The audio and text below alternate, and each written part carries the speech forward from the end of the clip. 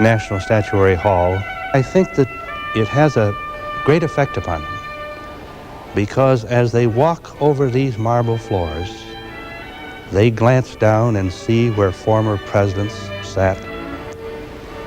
They're in a room that for a half century was the historic place where the laws were crafted and passed. So I think you cannot help but sort of drift back into the past. But the past is important because of its instruction for the future.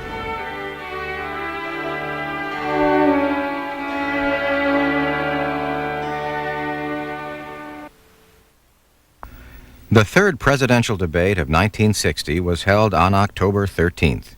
Vice President Richard Nixon participated from Hollywood, California, while Senator John Kennedy spoke from New York City. The two candidates met 8 days later in ABC's New York City studio for the final debate of the election season. Like the previous debates, these final two were sponsored by the networks and were broadcast from 7:30 to 8:30 p.m. The third debate earned a Nielsen rating of 63.7. The rating of the fourth was slightly lower. According to Gallup poll evidence, an estimated 85 million adults watched at least one of the four debates in 1960. Gallup's enthusiasm quotient ratings indicate that before the debates, 42% of those surveyed gave Republican Richard Nixon a highly favorable rating, as opposed to 36% who gave him this rating after the debates. Democrat John F. Kennedy earned the same rating of 43% both before and after the debates. On November 8th of that year, voters went to the polls and elected as president Senator John F. Kennedy. He won by a margin of nearly 0.2%. We now bring you the final two debates of 1960. Good evening. I'm Bill Shadell of ABC News. It's my privilege this evening to preside at this, the third in the series of meetings on radio and television of the two major presidential candidates. Now, like the last meeting, the subjects to be discussed will be suggested by questions from a panel of correspondents. Unlike the first two programs, however, the two candidates will not be sharing the same platform. In New York, the Democratic presidential nominee, Senator John F. Kennedy. Separated by 3,000 miles in a Los Angeles studio, the Republican presidential nominee, Vice President Richard M. Nixon. Now joined for tonight's discussion by a network of electronic facilities which permits each candidate to see and hear the other. Good evening, Senator Kennedy. Good evening, Mr. Shadell. And good evening to you, Vice President Nixon. Good evening, Mr. Shadell. And now to meet the panel of correspondents. Frank McGee, NBC News. Charles Von Frem, CBS News. Douglas Cater, Reporter Magazine. Roscoe Drummond, New York Herald Tribune. Now, as you've probably noted, the four reporters include a newspaper man and a magazine reporter. These two selected by lot by the press secretaries of the candidates from among the reporters traveling with the candidates. The broadcasting representatives were chosen by their companies. The rules for this evening have been agreed upon by the representatives of both candidates in the radio and television networks, and I should like to read them. There will be no opening statements by the candidates nor any closing summation. The entire hour will be devoted to answering questions from the reporters.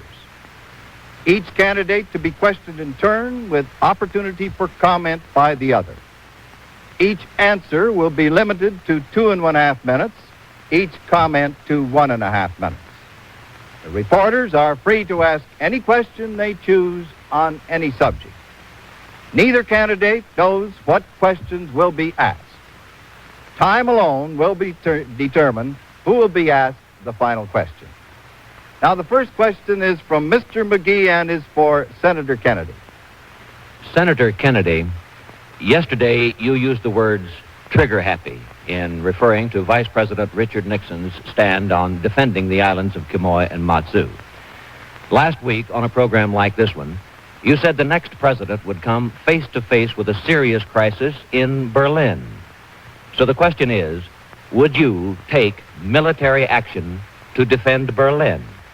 Mr. McGee, we have a contractual right to be in Berlin, coming out of the conversations at Potsdam, end of World War II. That has been reinforced by direct commitments of the President of the United States. It's been reinforced by a number of other nations under NATO.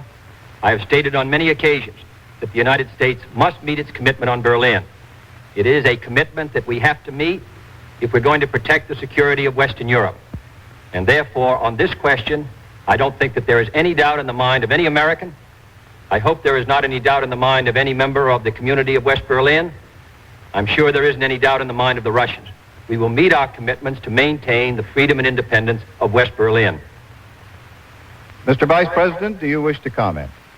Yes. As a matter of fact, the statement that Senator Kennedy made was that to the effect that there were trigger-happy Republicans, that my stand on Quemoy and Matsu was an indication of trigger-happy Republicans. I resent that comment. I resent it because it's an implication that Republicans have been trigger-happy and therefore would lead this nation into war. I would remind Senator Kennedy of the past 50 years. I would ask him to name one Republican president who led this nation into war. There were 3 Democratic presidents who led us into war. I do not mean by that one party is a war party and the other party is a peace party. But I do say that any statement to the effect that the Republican Party is trigger-happy is belied by the record. We had a war when we came into power in 1953. We got rid of that. We've kept out of other wars. And certainly that doesn't indicate that we're trigger-happy. We've been strong, but we haven't been trigger-happy. As far as Berlin is concerned, there isn't any question about the necessity of defending Berlin, the rights of people there to be free, and there isn't any question about what the united American people, Republicans and Democrats alike, would do in the event there were an attempt by the communists to take over in Berlin. The next question is by Mr. Von Frem for Vice President Nixon. Mr. Vice President, a 2-part question concerning the offshore islands in the Formosa Straits. If you were president and the Chinese communists tomorrow began an invasion of Quemoy and Matsu, would you launch the United States into a war by sending the 7th Fleet and other military forces to resist this aggression? And secondly, if the regular conventional forces fail to halt such an invasion, would you authorize the use of nuclear weapons? Mr. Von Frem, it would be completely irresponsible for a candidate for the presidency or for a president himself to indicate the course of action and the weapons he would use in the event of such an attack. I will say this. In the event that such an attack occurred, and in the event the attack was a prelude to an attack on Formosa, which would be the indication today, because the Chinese communists say over and over again that their objective is not the offshore islands, that they consider them only stepping stones to taking Formosa. In the event that their attack then were a prelude to an attack on Formosa, there isn't any question but that the United States would then again, as in the case of Berlin, honor our treaty obligations and stand by our ally of Formosa. But to indicate in advance how we would respond, to indicate the nature of his response would be incorrect. It would certainly be inappropriate. It would not be in the best interest of the United States. I will only say this, however, in addition. To do what Senator Kennedy has suggested, to suggest that we will surrender these islands or force our Chinese nationalist allies to surrender them in advance, is not something that would lead to peace. It is something that would lead, in my opinion, to war. This is the history of dealing with dictators. This is something that Senator Kennedy and all Americans must know. We tried this with Hitler. It didn't work. He wanted first, we know, Austria, and then he went on to the Sudetenland and then Danzig, and each time it was thought this is all that he wanted. Now, what do the Chinese communists want? They don't want just Quemoy and Matsu. They don't want just Formosa. They want the world.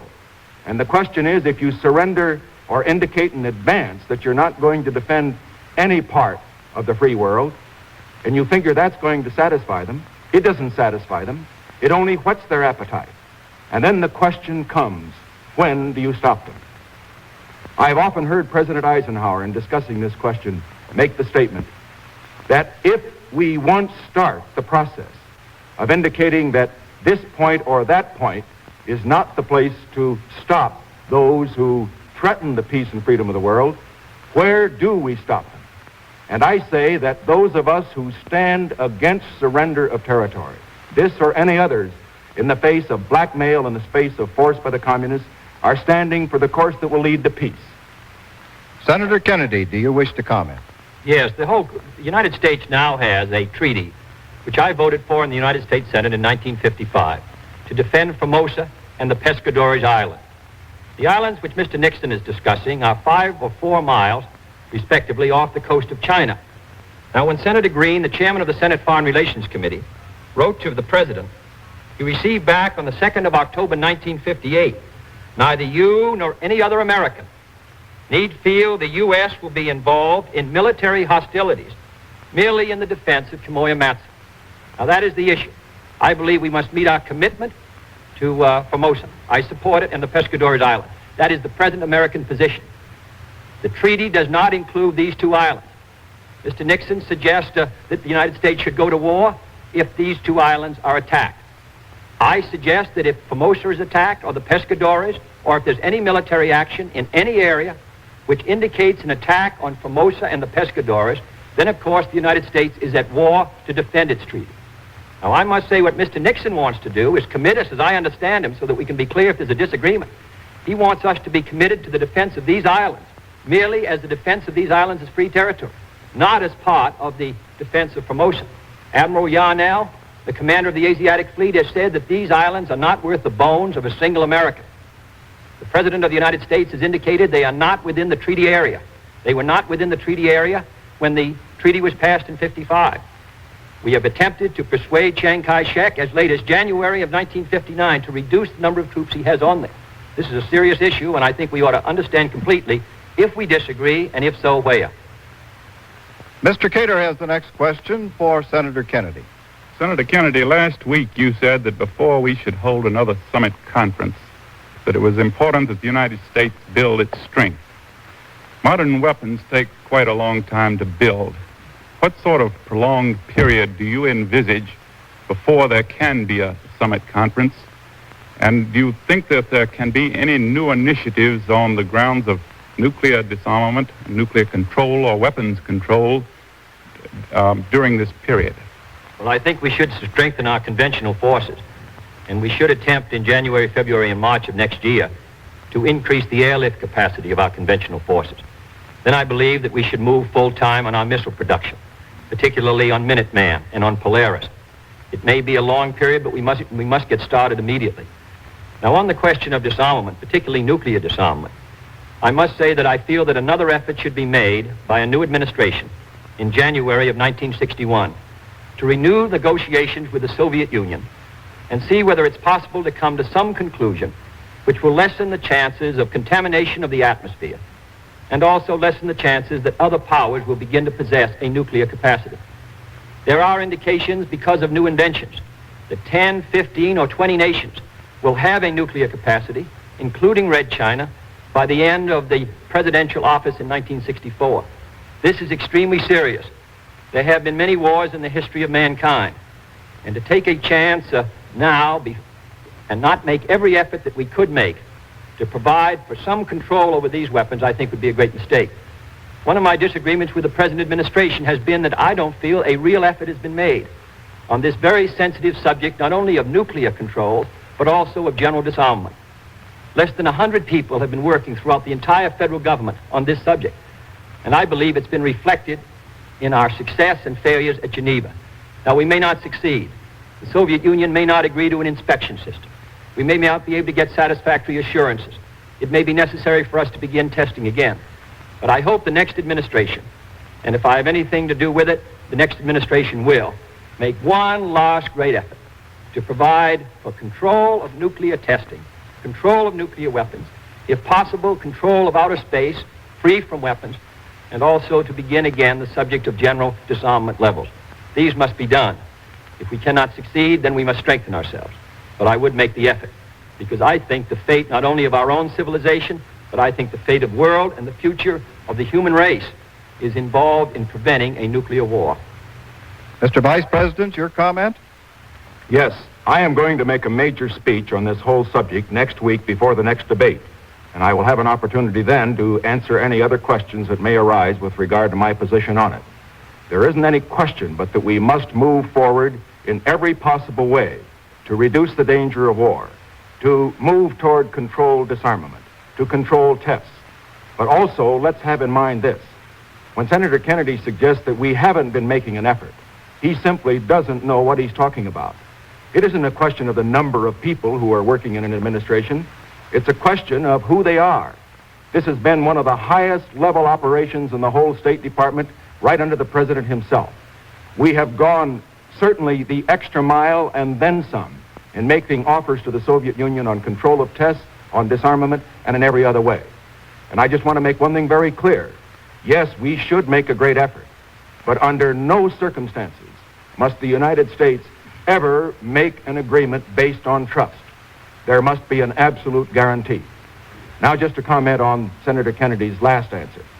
He forgets that in this same debate on the Formosa resolution, which he said he voted for, which he did, that he voted against an amendment, or was recorded against an amendment, and on this particular, or for an amendment, I should say, which passed the Senate overwhelmingly, 70-12. And that amendment put the Senate of the United States on record, with the majority of the senator's own party voting for it, as well as the majority of the Republicans, put them on record against the very position that the senator takes now of surrendering, of indicating in advance that the United States will not defend the offshore islands. The next question is by Mr. Drummond for Vice President Nixon. Mr. Nixon, I would like to ask one more aspect, or raise another aspect of this same question. It is my understanding that President Eisenhower never advocated that Quemoy and Matsu should be defended under all circumstances as a matter of principle. I heard Secretary Dulles at a press conference in '58 say that he thought that it was a mistake for Chiang Kai-shek to deploy troops to these islands. I would like to ask, what has led you to take what appears to be a different position on this subject? Well, Mr. Drummond, first of all, referring to Secretary Dulles' press conference, I think if you read it all, and I know that you have, you will find that Secretary Dulles also indicated in that press conference that when the troops were withdrawn from Quemoy, that the implication was, certainly of everything that he said, that Quemoy could better be defended. There were too many infantrymen there, not enough heavy artillery. And certainly I don't think there was any implication in Secretary Dulles' statement that Quemoy and Matsu should not be defended in the event that they were attacked, and that attack was a preliminary to an attack on Formosa. Now, as far as President Eisenhower is concerned, I have often heard him discuss this question. As I related a moment ago, the President has always indicated that we must not make the mistake in dealing with the dictator of indicating that we are going to make a concession at the point of a gun. Whenever you do that, inevitably the dictator is encouraged to try it again. So first it will be Quemoy and Matsu. Next it may be Formosa. What do we do then? My point is this, that once you do this, follow this course of action, of indicating that you are not going to defend a particular area, the inevitable result is that it encourages a man who is determined to conquer the world to press you to the point of no return, and that means war. We went through this tragic experience leading to World War II. We learned our lesson again in Korea. We must not learn it again. That is why I think the Senate was right, including a majority of the Democrats, a majority of the Republicans, when they rejected Senator Kennedy's position in 1955. And incidentally, Senator Johnson was among those who rejected that position, voted with the 70 against the 12. The Senate was right because they knew the lesson of history. And may I say, too, that I would trust that Senator Kennedy would change his position on this. Change it. Because as long as he, as a major presidential candidate, continues to suggest that we are going to turn over these islands, he is only encouraging the aggressors, the Chinese communists and the Soviet aggressors, to press the United States, to press us to the point where war would be inevitable. The road to war is always paved with good intentions. And in this instance, the good intentions, of course, are a desire for peace. But certainly we're not going to have peace by giving in and indicating in advance that we are not going to defend what has become a symbol of freedom. Senator Kennedy. I don't think it's possible for Mr. Nixon to state the record in distortion of the facts with more precision than he just did. In 1955, Mr. Dulles at a press conference said, "The treaty that we have with the Republic of China excludes Quemoy and Matsu from the treaty area. That was done with much thought and deliberation. Therefore, that treaty does not commit the United States to defend anything except Formosa and the Pescadores and to deal with acts against that treaty area. I completely sustain the treaty. I voted for it. I would take any action necessary to defend the treaty, Formosa and the Pescadores Island. What we're now talking about is the Vice President's determination to guarantee Quemoy and Matsu, which are 4 and 5 miles off the coast of Red China, which are not within the treaty area.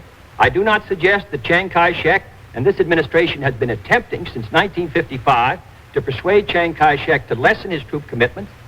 He sent a mission, the President, in 1955 of Mr. Robertson and Admiral Radford. General Twining said they were still doing it in 1959. General Ridgway said, who was Chief of Staff, to go to war for Quemoy and Matsu, to me would seem an unwarranted and tragic course to take. To me, that concept is completely repugnant. So I stand with them. I stand with the Secretary of State, Mr. Herter, who said these islands were indefensible. I believe that we should meet our commitments. And if the Chinese communists attack the Pescadores and Formosa, they know that it will mean a war. I would not hand over these islands under any point of gun. But I merely say that the treaty is quite precise, and I sustain the treaty. Mr. Nixon would add a guarantee to islands 5 miles off the coast of the Republic of China when he's never really protested the communists seizing Cuba 90 miles off the coast of the United States. Mr. Von Fremd has a question for Senator Kennedy. Senator Kennedy, I'd like to shift the conversation, if I may, to a domestic political argument. The chairman of the Republican National Committee, Senator Thurston Morton, declared earlier this week that you owed Vice President Nixon and the Republican Party a public apology for some strong charges made by former President Harry Truman, who bluntly suggested where the Vice President and the Republican Party could go. Do you feel that you owe the Vice President an apology? Well, I must say that Mr. Truman has his methods of expressing things. He's been in politics for 50 years. He's been President of the United States. Maybe not my style, but I really don't think there's anything that I can say to President Truman that's going to cause him at the age of 76 to change his particular speaking manner. Perhaps Mrs. Truman can, but I don't think I can. I just have to tell Mr. Morton that. If you'd pass that message on to him. Any comment, Mr. Vice President? Yes, I think so. Of course, both Senator Kennedy and I have felt Mr. Truman's ire, and consequently, I think he can speak with some feeling on this subject. I just do want to say one thing, however. We all have tempers. I have one. I'm sure Senator Kennedy has one. But when a man's President of the United States or a former president, he has an obligation not to lose his temper in public. One thing I've noted as I've traveled around the country are the tremendous number of children who come out to see the presidential candidates. I see mothers holding their babies up so that they can see a man who might be President of the United States. I know Senator Kennedy sees them too. It makes you realize that whoever is president is going to be a man that all the children of America will either look up to or will look down to. And I can only say that I'm very proud that President Eisenhower restored dignity and decency and, frankly, good language to the conduct of the presidency of the United States. And I only hope that, should I win this election, that I could approach President Eisenhower in maintaining the dignity of the office, in seeing to it that whenever any mother or father talks to his child, he can look at the man in the White House, and whatever he may think of his policies, he will say, well, there is a man who maintains the kind of standards personally that I would want my child to follow. Mr. Cater's question is for Vice President Nixon. Mr. Vice President, I'd like to return just once more, if I may, to this area of dealing with the communists. Critics have claimed that on at least 3 occasions in recent years, on the sending of American troops to Indochina in 1954, on the matter of continuing the U-2 flights in May, and then on this definition of our commitment to the offshore island, that you have overstated the administration position, that you have taken a more bellicose position than President Eisenhower. Just 2 days ago, you said that you called on Senator Kennedy to serve notice to communist aggressors around the world that we're not going to retreat 1 inch more any place, whereas we did retreat from the Tachin Islands, or at least Chiang Kai-shek did. Would you say this was a valid criticism of your statement of foreign policy? Well, Mr. Cater, of course it's a criticism that is being made. I obviously don't think it's valid. I have supported the administration's position, and I think that that position has been correct. I think my position has been correct. As far as Indochina is concerned, I stated over and over again that it was essential during that period that the United States make it clear that we would not tolerate Indochina falling under communist domination. Now, as a result of our taking the strong stand that we did, the civil war there was ended. And today, at least in the south of Indochina, the communists have moved out, and we do have a strong, free bastion there. Now, looking to the U-2 flights, I would like to point out that I have been supporting the president's position throughout. I think the president was correct in ordering these flights. I think the president was correct, certainly, in his decision to continue the flights while the conference was going on. I noted, for example, in reading a particular discussion that Senator Kennedy had with Dave Garraway shortly after his statement about regrets, that he made the statement that he felt that these particular flights were ones that shouldn't have occurred right at that time. And the indication was, how would Mr. Khrushchev have felt if we had had a flight over how would we have felt if Mr. Khrushchev had a flight over the United States while he was visiting here? And the answer, of course, is that communist espionage goes on all the time. The answer is that the United States can't afford to have an espionage lag, or should I say an intelligence lag, any more than we can afford to have a missile lag. Now, referring to your question with regard to Quemoy and Matsu, what I object to here is the constant reference to surrendering these islands. Senator Kennedy quotes the record, which he read from a moment ago. But what he forgets to point out is that the key vote, a vote which I referred to several times, where he was in the minority, was one which rejected his position. Now, why did they reject it? For the very reason that those senators knew, as the President of the United States knew, that you should not indicate to the communists in advance that you're going to surrender an area that's free. Why? Because they know, as Senator Kennedy will have to know, that if you do that, you encourage them to more aggression. Senator Kennedy? Well, number one, on Indochina, Mr. Nixon talked before the newspaper editors in the spring of 1954 about putting, and I quote him, American boys into Indochina. The reason Indochina was preserved was a result of the Geneva Conference, which petitioned Indochina. Number two, on the question of the U-2 flights, I thought the U-2 flight in May, just before the conference, was a mistake in timing because of the hazards involved if the summit conference had any hope for success. I never criticized the U-2 flights in general, however. I never suggested espionage should stop. It still goes on, I would assume, on both sides. Number three, the Vice President on May 15th, after the U-2 flight, indicated that the flights were going on, even though the administration and the President had canceled the flights on May 12th. Number three, the Vice President suggests that we should keep the communists in doubt about whether we would fight on Quemoy and Matsu. That's not the position he's taking. He's indicating that we should fight for these islands, come what may, because they are, in his words, in the area of freedom. He didn't take that position on Tibet. He didn't take that position on Budapest. He doesn't take that position that I've seen so far in Laos. Guinea and Ghana have both moved within the Soviet sphere of influence in foreign policy. So is Cuba. I merely say that the United States should meet its commitments to Formosa and the Pescadores. But as Admiral Yarnell has said, and he's been supported by most military authority, these islands that we're now talking about are not worth the bones of a single American soldier. And I know how difficult it is to sustain troops close to the shore under artillery bombardment. And therefore, I think we should make it very clear the disagreement between Mr. Nixon and myself. He's extending the administration's commitment. Mr. Drummond's question is for Senator Kennedy.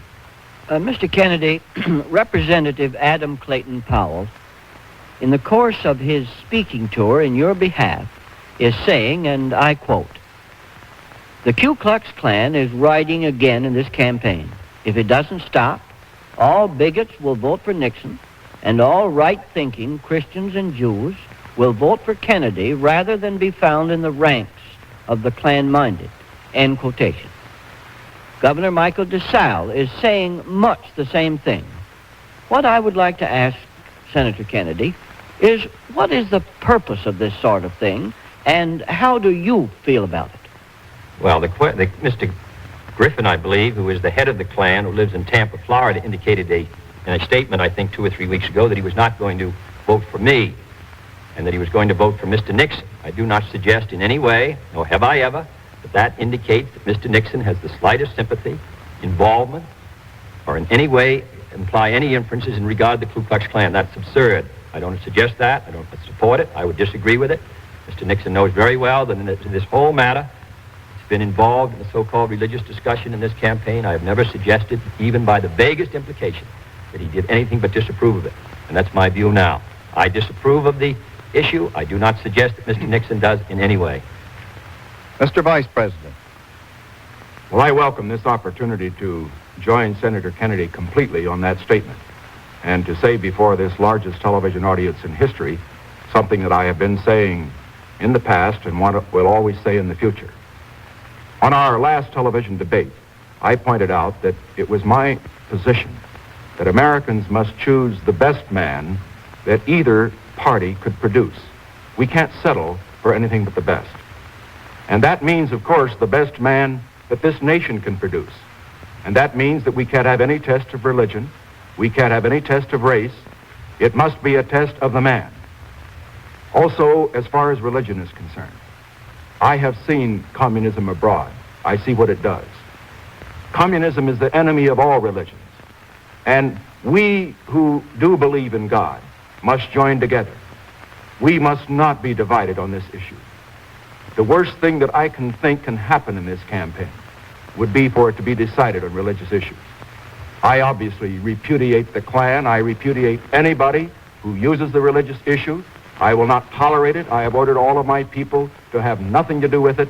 And I say to this great audience, whoever may be listening, remember, if you believe in America, if you want America to set the right example to the world, that we cannot have religious or racial prejudice. We cannot have it in our hearts, but we certainly cannot have it in a presidential campaign. Question for Vice President Nixon. Mr. Vice President, some of your early campaign literature said you were making a study to see if new laws were needed to protect the public against excessive use of power by labor unions. Have you decided whether such new laws are needed, and if so, what would they do? Mr. McGee, I am planning a speech on that subject next week, also so that we can get the opportunity for the questioners to question me. It will be before the next television debate. I will say simply in advance of it that I believe that in this area, the laws which should be passed, as far as the big national emergency strikes are concerned, are ones that will give the president more weapons with which to deal with those strikes. Now, I have a basic disagreement with Senator Kennedy, though, on this point. He has taken the position. He first indicated in October of last year that he would even favor compulsory arbitration as one of the weapons the president might have to stop a national emergency strike.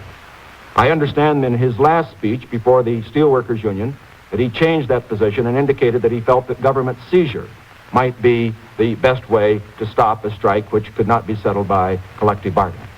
I do not believe we should have either compulsory arbitration or seizure. I think the moment that you give to the union on the one side and the management on the other side the escape hatch of eventually going to government to get it settled, that most of these great strikes will end up being settled by government, and that will be in the end, in my opinion, wage control. It will mean price control, all the things that we do not want. I do believe, however, that we can give to the President of the United States powers in addition to what he presently has in the fact-finding area, which would enable him to be more effective than we have been in handling these strikes. One last point I should make. The record in handling them has been very good during this administration. We have had less man-hours lost by strikes in these last 7 years than we had in the previous 7 years by a great deal. And I only want to say that however good the record is, it's got to be better. because in this critical period of the 60s, we've got to move forward. All Americans must move forward together, and we have to get the greatest cooperation possible between labor and management. We cannot afford stoppages of massive effect on the economy when we're in the terrible competition we're in with the Soviets. Senator, your comment? Well, I always have difficulty recognizing my positions when they're stated by the Vice President. I never suggested that compulsory arbitration was a solution for national emergency disputes. I'm opposed to that. Was opposed to it in October 1958. I have suggested that the President should be given other weapons to protect the national interest in case of national emergency strikes beyond the injunction provision of the Taft-Hartley Act. I don't know what other weapons the Vice President is talking about. I'm talking about giving him 4 or 5 tools. Not only the fact-finding committee that he now has under the injunction provision, not only the injunction, but also the power of the fact-finding commission to make recommendations. Recommendations which would not be binding, but nevertheless would have great force of public opinion behind them. One of the additional powers that I would suggest would be seizure. There might be others. By the President having 5 powers, 4 or 5 powers, and he only has very limited powers today, neither the company nor the union would be sure which power would be used. And therefore, there would be a greater incentive on both sides to reach an agreement themselves without taking it to the government. The difficulty now is the President's course is quite limited. He can set up a fact-finding committee. The fact-finding committee's powers are limited. He can provide an injunction if there's a national emergency for 80 days. Then the strike can go on. And there are no other powers or actions that the President could take unless he went to the Congress. This is a difficult and sensitive matter. But to state my view precisely, the President should have a variety of things he could do. He could leave the parties in doubt as to which one he would use. And therefore, there would be incentive, instead of as now, the steel companies were ready to take the strike because they felt the injunction of 80 days would break the union, which didn't happen. The next question is by Mr. Cater for Senator Kennedy. Mr. Kennedy, Vice President Nixon says that he has costed the two-party platforms and that yours would run at least $10 billion a year more than his. You have denied his figures. He has called on you to supply your figures. Would you do that? Yes, I have stated in both the debates and state again that I believe in a balanced budget and have supported that concept during my 14 years in the Congress. The only 2 times when an unbalanced budget is warranted would be during a serious recession, and we had that in '58 in an unbalanced budget of $12 billion, or a national emergency where there should be large expenditures for national defense, which we had in World War II and during part of the Korean War. On the question of the cost of our budget, I have stated that it's my best judgment that our agricultural program will cost $1.5 billion, possibly $2 billion less than the present agricultural program. My judgment is that the program the Vice President put forward, which is an extension of Mr. Benson's program, will cost $1 billion more than the present program, which costs about $6 billion a year, the most expensive in history. We spent more money on agriculture in the last 8 years than the 100 years of the agricultural department before that. Secondly, I believe that the high interest rate policy that this administration has followed has added about $3 billion a year to interest on the debt, merely funding the debt, which is a burden on the taxpayers. I would hope under a different monetary policy that it would be possible to reduce that interest rate burden, at least $1 billion. Third, I think it's possible to gain a $700 million to $1 billion through tax changes, which I believe would close up loopholes on dividend withholding, on expense accounts. Fourthly, I have suggested that the medical care for the aged and the bill which the Congress now has passed and the President signed, if fully implemented, would cost $1 billion on the Treasury out of the Treasury Fund and $1 billion by the state. The proposal that I have put forward, and which many of the members of my party support, is for medical care financed under Social Security, which would be financed under the Social Security tax system, which is less than 3 cents a day per person for medical care, doctors' bills, nurses, hospitals when they retire. It is actuarially sound. So in my judgment, we would spend more money in this administration on aid to education. We'd spend more money on housing. We'd spend more money, and I hope more wisely, on defense than this administration has done. But I believe that the next administration should work for a balanced budget, and that would be my intention. Mr. Nixon misstates my figures constantly, which is, of course, is right. But the fact of the matter is, here is where I stand, and I just want to have it on the public record. Mr. Vice President? Senator Kennedy has indicated on several occasions in this program tonight that I've been misstating his record and his figures. I will issue a white paper after this broadcast quoting exactly what he said on compulsory arbitration, for example, and the record will show that I have been correct.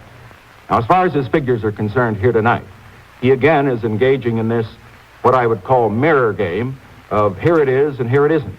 On the one hand, for example, he suggests that as far as his medical care program is concerned, that really isn't a problem because it's from Social Security. But Social Security is a tax. The people pay it. It comes right out of your paycheck. This doesn't mean that the people aren't going to be paying the bill. He also indicates, as far as his agricultural program is concerned, that he feels it will cost less than ours. Well, all that I can suggest is that all the experts who have studied the program indicate that it is the most fantastic program, the worst program insofar as its effect on the farmers that America has ever had foisted upon it in an election year or any other time. And I would also point out that Senator Kennedy left out a part of the cost of that program, a 25% rise in food prices that the people would have to pay. Now, are we going to have that when it isn't going to help the farmers? I don't think we should have that kind of a program. Then he goes on to say that he's going to change the interest rate situation and we're going to get some more money that way. Well, what he's saying there, in effect, we're going to have inflation. We're going to go right back to what we had under Mr. Truman when he had political control of the Federal Reserve Board. I don't believe we ought to pay our bills through inflation, through a phony interest rate. Next, Mr. Drummond's question for Vice President Nixon. Mr. Nixon, before the convention, you and Governor Rockefeller said jointly that the nation's economic growth ought to be accelerated. And the Republican platform states that the nation needs to quicken the pace of economic growth. Is it fair, therefore, Mr. Vice President, to conclude that you feel that there has been insufficient economic growth during the past 8 years? And if so, what would you do beyond present administration policies to step it up? Mr. Drummond, I am never satisfied with the economic growth of this country. I'm not satisfied with it even if there were no communism in the world, but particularly when we're in the kind of a race we're in, we have got to see that America grows just as fast as we can, provided we grow soundly. Because even though we have maintained, as I pointed out in our first debate, the absolute gap over the Soviet Union, even though the growth in this administration has been twice as much as it was in the Truman administration, that isn't good enough. Because America must be able to grow enough not only to take care of our needs at home for better education and housing and health, all these things we want. We've got to grow enough to maintain the forces that we have abroad and to wage the non-military battle for the world in Asia, in Africa, and Latin America. It's going to cost more money, and growth will help us to win that battle. Now, what do we do about it? And here, I believe, basically, that what we have to do is to stimulate that sector of America, the private enterprise sector of the economy, in which there is the greatest possibility for expansion. So that is why I advocate a program of tax reform, which will stimulate more investment in our economy. In addition to that, we have to move on other areas that are holding back growth. I refer, for example, to distressed areas. We have to move into those areas with programs so that we make adequate use of the resources of those areas. We also have to see that all of the people of the United States, the tremendous talents that our people have, are used adequately. That's why in this whole area of civil rights, the equality of opportunity for employment and education is not just for the benefit of the minority groups, it's for the benefit of the nation, so that we can get the scientists and the engineers and all the rest that we need. And in addition to that, we need programs, particularly in higher education, which will stimulate scientific breakthroughs, which will bring more growth. Now, what all this, of course, adds up to is this.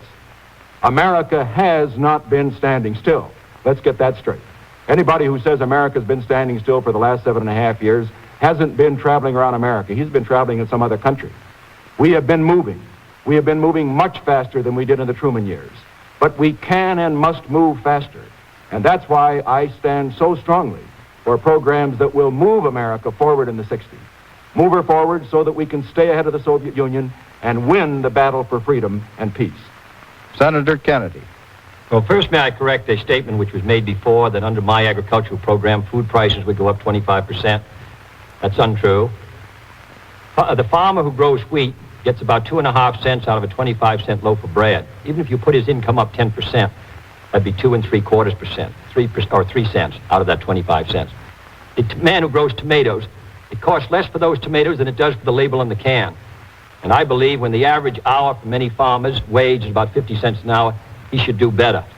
But anybody who suggests that that program would come to any figure indicated by the Vice President is in error. The Vice President suggested a number of things. He suggested that we aid distressed areas. The administration has vetoed that bill passed by the Congress twice. He suggested we pass an aid to education bill. The administration and the Republican majority in the Congress has opposed any realistic aid to education. And the Vice President cast a deciding vote against federal aid for teacher salaries in the Senate, which prevented that being added. This administration and this country last year had the lowest rate of economic growth, which means jobs, of any major industrialized society in the world in 1959. And when we have to find 25,000 new jobs a week for the next 10 years, we're going to have to grow more. Governor Rockefeller says 5%. Democratic platform and others say 5%. Many say 4.5%. The last 8 years, the average growth has been about 2.5%. That's why we don't have full employment today. Mr. McGee has the next question for Senator Kennedy. Senator Kennedy, a moment ago you mentioned tax loopholes. Now, your running mate, Senator Lyndon Johnson, is from Texas, an oil-producing state and one that many political leaders feel is in doubt in this election year. And reports from there say that oil men in Texas are seeking assurance from Senator Johnson that the oil depletion allowance will not be cut. The Democratic platform pledges to plug loopholes in the tax laws and refers to inequitable depletion allowance as being conspicuous loopholes. My question is, do you consider the 27.5% depletion allowance inequitable, and would you ask that it be cut? Mr. McGee, there are about 104 commodities that have some kind of depletion allowance, different kind of minerals, including oil. I believe all of those should be gone over in detail to make sure that no one is getting a tax break, to make sure that no one is getting away from paying the taxes he ought to pay. That includes oil, it includes all kinds of minerals, it includes everything within the range of taxation. We want to be sure it's fair and equitable. It includes oil abroad. Perhaps that oil abroad should be treated differently than the oil here at home. Now, the oil industry recently has had hard times, particularly some of the smaller producers. They're moving about 8 or 9 days in Texas. But I can assure you that if I'm elected president, the whole spectrum of taxes will be gone through carefully, and if there's any inequities in oil or any other commodity, then I would vote to close that loophole. I have voted in the past to reduce the depletion allowance for the largest producers, for those from $5 million down, to maintain it at 27.5%. I believe we should study this and other allowances, tax expense, dividend expenses, and all the rest, and make a determination of how we can stimulate growth, how we can provide the revenues needed to move our country forward. Mr. Vice President. Senator Kennedy's position and mine are completely different on this. I favor the present depletion allowance. I favor it not because I want to make a lot of oil men rich, but because I want to make America rich. Why do we have a depletion allowance? Because this is the stimulation, the incentive for companies to go out and explore for oil, to develop it. If we didn't have a depletion allowance of certainly, I believe, the present amount, we would have our oil exploration cut substantially in this country. Now, as far as my position then is concerned, it is exactly opposite to the senators, and it's because of my belief that if America is going to have the growth that he talks about and that I talk about and that we want, the thing to do is not to discourage individual enterprise, not to discourage people to go out and discover more oil and minerals, but to encourage them. And so he would be doing exactly the wrong thing. One other thing. He suggests that there are a number of other items in this whole depletion field that could be taken into account. He also said a moment ago that we would get more money to finance his programs by revising the tax laws, including depletion. I should point out that as far as depletion allowances are concerned, the oil depletion allowance is one that provides 80% of all of those involved in depletion. So you're not going to get much from revenue insofar as depletion allowances are concerned unless you move in the area that he indicated. But I oppose it. I oppose it for the reasons that I mentioned.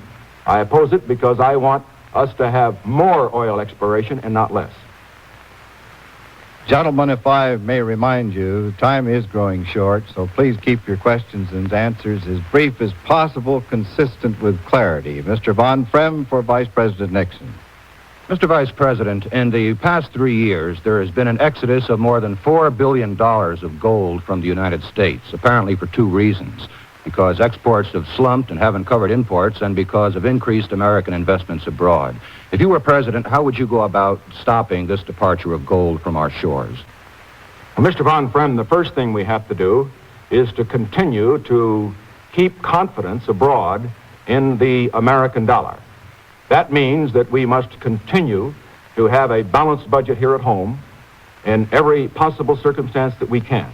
Because the moment that we have loss of confidence in our own fiscal policies at home, it results in gold flowing out. Secondly, we have to increase our exports as compared with our imports. And here we have a very strong program going forward in the Department of Commerce. This one must be stepped up.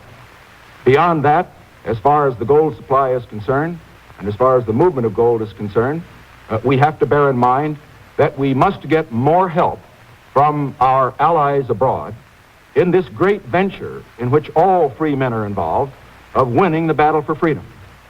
Now, America has been carrying a tremendous load in this respect. I think we have been right in carrying it. I have favored our programs abroad for economic assistance and for military assistance. But now we find that the countries of Europe, for example, that we have aided, and Japan that we've aided in the Far East, these countries, some are former enemies, some are friends, have now recovered completely. They have got to bear a greater share of this load of economic assistance abroad. That's why I am advocating and will develop during the course of the next administration, if of course I get the opportunity, a program in which we enlist more aid from these other countries on a concerted basis in the programs of economic development for Africa, Asia, and Latin America. The United States cannot continue to carry the major share of this burden by itself. We can carry a big share of it, but we've got to have more help from our friends abroad, and these three factors, I think, will be very helpful in reversing the gold flow which you spoke about. Senator Kennedy. Just to correct the record, Mr. Nixon said on depletion that his record was the opposite of mine. What I said was that this matter should be thoroughly gone into to make sure that there aren't loopholes. If his record is the opposite of that, that means that he doesn't want to go into it.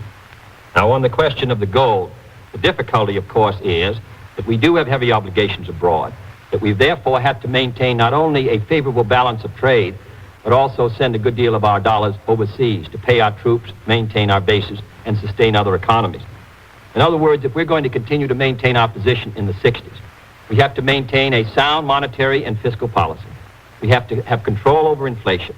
And we also have to have a favorable balance of trade. We have to be able to compete in the world market. We have to be able to sell abroad more than we consume from abroad if we're going to be able to meet our obligations. In addition, many of the countries around the world still keep restrictions against our goods, going all the way back to the days when there was a dollar shortage. Now there isn't a dollar shortage, and yet many of these countries continue to move against our goods. I believe that we must be able to compete in the market, steel and in all the basic commodities abroad. We must be able to compete against them because we always did because of our technological lead. We have to be sure to maintain that. We have to persuade these other countries not to restrict our goods coming in, not to act as if there was a dollar gap. And third, we have to persuade them to assume some of the responsibilities that up till now we've maintained to assist underdeveloped countries in Africa, Latin America, and Asia make an economic breakthrough on their own. Mr. Drummond's question now for Senator Kennedy. Senator Kennedy, a question on American prestige. In light of the fact that the Soviet ambassador was recently expelled from the Congo and that Mr. Khrushchev has this week canceled his trip to Cuba for fear of stirring resentment throughout all Latin America, I would like to ask you to spell out somewhat more fully how you think we should measure American prestige to determine whether it is rising or whether it is falling. Well, I think there are many tests, Mr. Drummond, of prestige. And the significance of prestige, really, is because we're so identified with the cause of freedom. Therefore, if we're on the mount, if we're rising, if our influence is spreading, if our prestige is spreading, then those who stand now on the razor edge of decision between us or between the communist system, wondering whether they should use the system of freedom to develop their countries or the system of communism, they'll be persuaded to follow our example. There have been several indications that our prestige is not as high as it once was. Mr. George Allen, the head of our information service, said that a result of our being second in space in the Sputnik in 1957, and I quote him, I believe, I paraphrase him accurately, he said that many of these countries equate space developments with scientific productivity and scientific advancement. And therefore, he said, many of these countries now feel that the Soviet Union, which was once so backward, is now on a par with the United States. Secondly, the economic growth of the Soviet Union is greater than ours. Mr. Dulles has suggested it's from 2 to 3 times as great as ours. This has a great effect on the underdeveloped world, which faces problems of low income and high population density and inadequate resources. 3, a Gallup poll taken in February asked people in 10 countries which country they thought would be first in 1970, both scientifically and militarily. And a majority in every country except Greece felt that it would be the Soviet Union by 1970. 4, in the votes at the UN, particularly the vote dealing with Red China last Saturday, we received the support on the position that we had taken of only 2 African countries. One, Liberia, which had been tied to us for more than a century, and the other, Union of South Africa, which is not a popular country in Africa. Every other African country either abstained or voted against us. More countries voted against us in Asia on this issue than voted with us. On the neutralist resolution, which we were so much opposed to, the same thing happened. The candidate who was a candidate for the president of Brazil took a trip to Cuba to call on Mr. Castro during the election in order to get the benefit of the Castro supporters within Brazil. There are many indications. Guinea and Ghana, 2 independent countries within the last 3 years. Guinea in 57, Ghana within the last 18 months, both now are supporting the Soviet foreign policy at the UN. Mr. Herter said so himself. Laos is moving in that direction. So I would say our prestige is not so high. No longer do we give the image of being on the rise. No longer do we give an image of vitality. Mr. Vice President. I would say, first of all, that Senator Kennedy's statement that he just made is not going to help our Gallup polls abroad. It isn't going to help our prestige either. Let's look at the other side of the coin. Let's look at the vote in the Congo. The vote was 70-0 against the Soviet Union. Let's look at the situation with regard to economic growth as it really is. We find that the Soviet Union is a very primitive economy. Its growth rate is not what counts.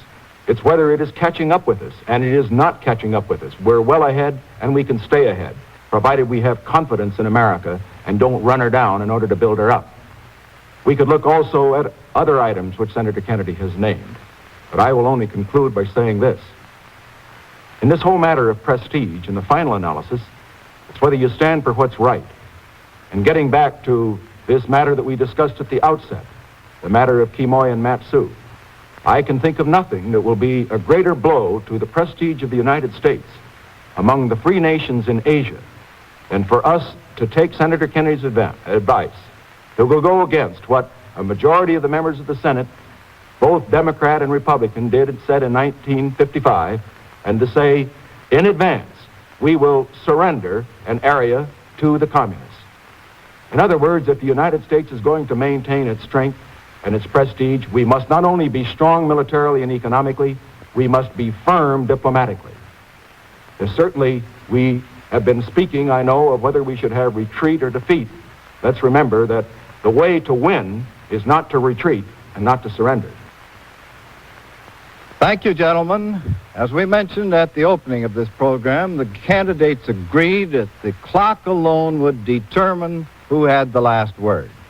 The 2 candidates wish to thank the networks for the opportunity to appear for this discussion. I would repeat the ground rules likewise agreed upon by representatives of the 2 candidates and the radio and television networks. The entire hour was devoted to answering questions from the reporters.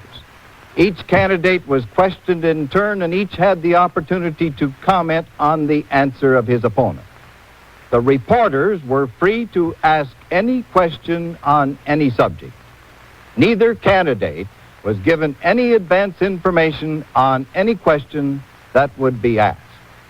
Those were the conditions agreed upon for this 3rd meeting of the candidates tonight.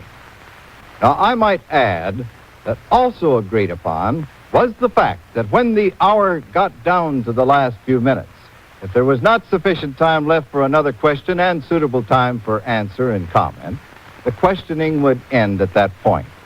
That is the situation at this moment. And after reviewing the rules for this evening, I might use the remaining few moments of the hour to tell you something about the other arrangements for this debate with the participants a continent apart. I would emphasize